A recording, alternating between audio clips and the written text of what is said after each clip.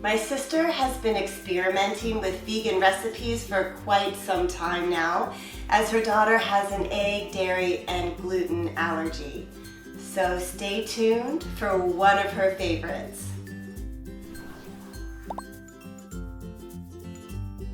Hi, my name is Katrina. Welcome to the Organixx channel, where we get together every week in the kitchen and we create delicious and healthy recipes to support you on your own unique health journey. Today we're going to be making Alecia's favorite vegan oat pancakes. Let's begin by making the sour milk. Take 1/2 cup of your favorite unsweetened nut, oat, or coconut milk and mix it together with 1/2 cup of filtered water. I wanted to add in some extra fat to this recipe, so what I did was I took one of these small cans of coconut cream, I poured it into my measuring cup, and then I just filled it up with filtered water until I reached the 1 cup mark. Either way should work fine. To your milk, add in 1 tablespoon of either fresh lemon juice or apple cider vinegar.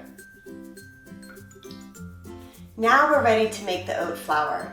You can always go buy oat flour from the store, but you can also make it yourself. It is incredibly easy. All you have to do is take 1.5 cups of rolled oats and pour it into your food processor. Pulse a few times and then let your processor run until the oats are a flour consistency.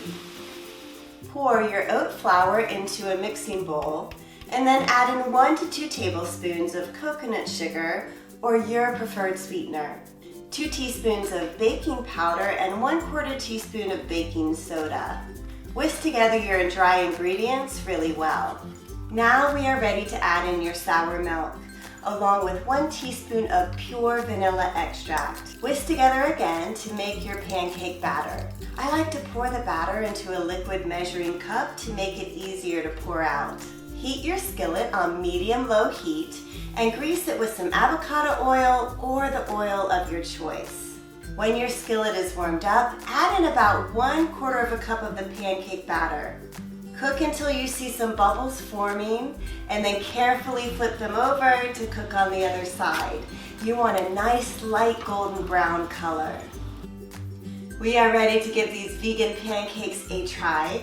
So one thing that I found out when I was trying to flip them was if you make them too big, they will be really difficult to flip over because they were falling apart a lot. So make them small, do not make them big, and make sure that you cook them long enough so that they get nice and light brown on the bottom, and that way they will stick together so much easier. Also, the batter may thicken up as you're making them. You're always welcome to add in a little bit of water or milk to thin it out just a bit. So some toppings for this, there's so many options, really anything would work. Some maple syrup, fresh fruit, coconut cream, walnuts, cacao nibs, what else could you put? Some Ceylon cinnamon, or that amazing hazelnut spread that we made together last week. Woo, that stuff is so good. Okay, let's give these pancakes a try.